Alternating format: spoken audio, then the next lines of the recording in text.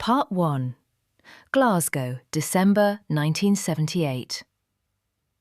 The fog off the Kelvin came in thick that year, the kind that swallowed the sandstone terraces whole by 6 in the evening and didn't let go until nearly noon the next day. And it was in that fog, on the night of the 14th, that Margaret Sinclair walked out of her own dinner party and simply never came back. Detective Sergeant Catriona Blair was 2 years into Strathclyde CID and still the only woman on her floor, which meant she got the calls nobody else wanted. Domestic disturbances, missing cats, and now, apparently, a doctor's wife who'd wandered off from a townhouse on Kirkley Terrace sometime after the sherry and before the coffee. "She'll turn up," the desk sergeant told her, not looking up from his paper. "They always do, this sort. Off to her sister's, embarrassed about something she said." Blair didn't believe that for a second. And not only because Margaret Sinclair had left her coat, her handbag, and her wedding ring sitting neatly on the hall table, arranged the way you'd arrange things you didn't expect to need again. Dr. Alistair Sinclair received her in his study with the particular calm of a man who had already decided how this conversation was going to go. He ran a private clinic on Great Western Road, he told her.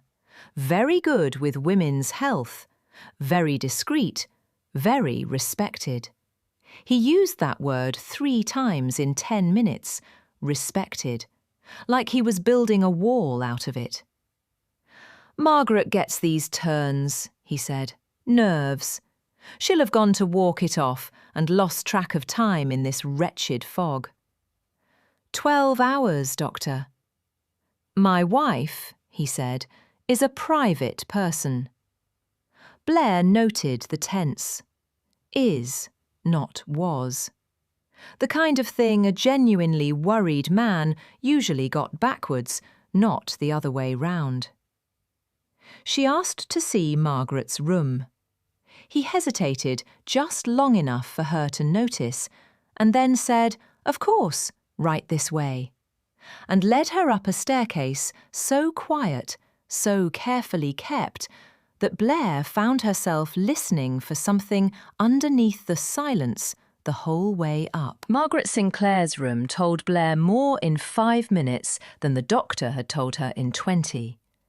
A wardrobe with everything still hanging, ironed, in order.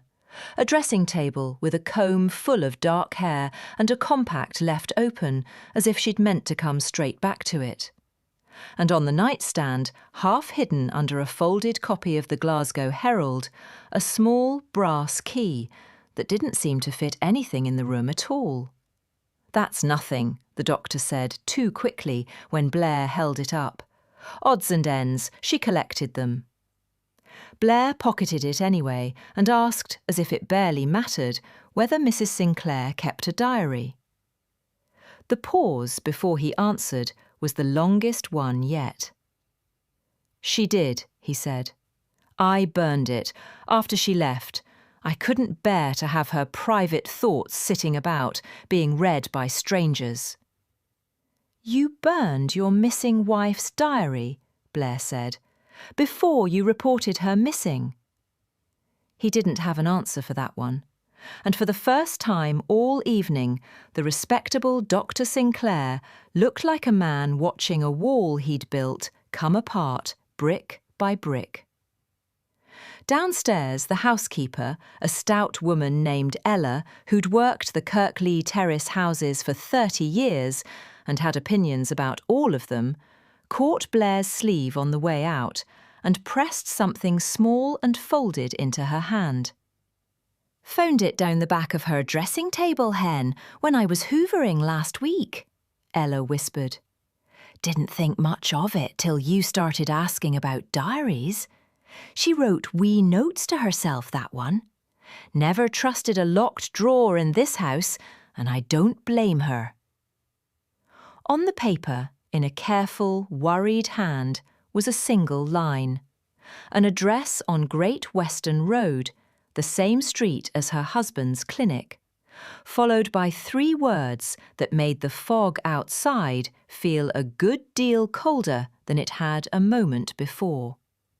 Ask Dr. Reed. Blair ran the name through the station's files the next morning and found exactly nothing, which was, in its own way, an answer. A registered doctor with no listed practice, no hospital appointment, and, according to the General Medical Council's directory, no current licence to speak of at all.